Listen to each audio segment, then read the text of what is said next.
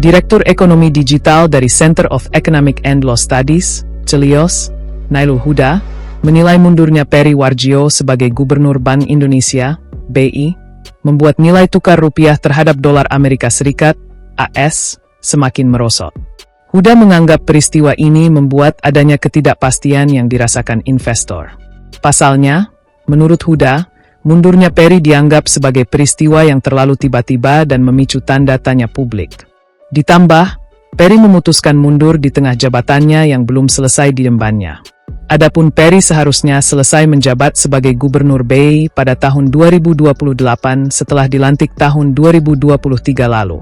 Tentu pengunduran diri Peri Warjio di tengah jalan ini menimbulkan tanda tanya bagi kalangan luas.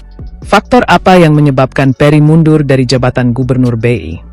Apalagi di tengah gejolak rupiah yang semakin merosot, ketidakpastian jabatan Gubernur BI menjadi pertanyaan investor dan masyarakat.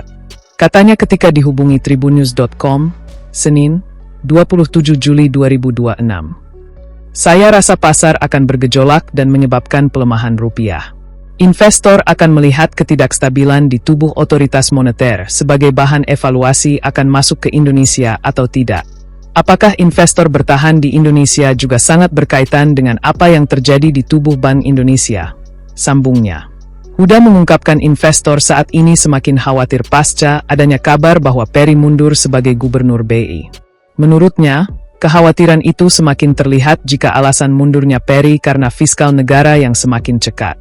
Jika hal ini benar-benar menjadi alasan Peri mundur, maka menurutnya ekonomi Indonesia akan semakin buruk karena moneter akan dijadikan alat untuk menambal fiskal negara yang cekat.